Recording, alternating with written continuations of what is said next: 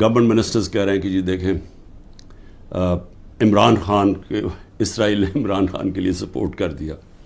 پہلے تو یہ ذرا میرے بیان سن لیں. یہ جب میں پرائم منسٹر تھا یہ میرے بیان صرف یہاں نہیں ہیں, 2 پاکستان میں بھی ہے اور امریکہ کے اندر جا کے میں نے یہ بیان دیا ہے. یاد رکھیں امریکہ کے اندر سب سے تکڑی لابی اسرائیل کی لابی ہے. امریکہ کے اندر سن لیں کہ میں نے بیان کیا دیا اور پاکستان میں بھی پرائم منسٹر ہوتے ہوئے. Next questioner. There's been talk about Pakistan forming relations with Israel, and we know the winds of change are blowing through the Middle East. Is this in the cards, and why? I'm afraid I don't know where this has come from. It's not.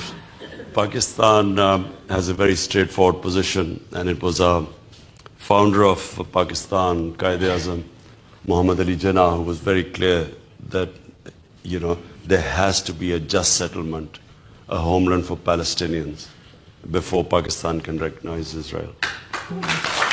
جو بھی کوئی ملک کرے, ہمارا تو موقف بڑا clear ہے, اور ہمارا موقف قائد اعظم محمد علی جناح نے 1947 میں کلیئر کر دیا تھا, 1948 میں, کہ ہم اسرائیل کو کبھی تسلیم نہیں کر سکتے جب تک فلسطینوں کو ان کا حق نہیں ملتا, ان کو ایک جسٹ سیٹلمنٹ نہیں ہوتی. جو 2 نیشن تھیوری تھی پیلسٹینین کی کہ ان کو پورا ایک ان کی سٹیٹ ملے جو کہ پیلسٹینین فیصلہ کریں, ٹھیک ہے. جب تک وہ نہیں ہوتا, اگر ہم وہ تسلیم کر لیتے ہیں تو ہمیں پھر کشمیر کا بھی, ہمیں ایگزیکٹلی سچویشن کشمیر کا ہے تو ہمیں وہ بھی گیو اپ کرنا جانا چاہیے. تو اس لیے پاکستان نہیں تسلیم کر سکتا اسرائیل کو. اب امریکہ میں میری بیان کی کیا اہمیت ہے, کیونکہ یہ جو 2 ہیں نا, نواز شریف اور زرداری یا ان کے بچے, میں چیلنج کرتا ہوں کہ یہ جا کے امریکہ کیا پاکستان میں بیان دے دے ان کے خلاف, لیکن امریکہ میں جا کے دے.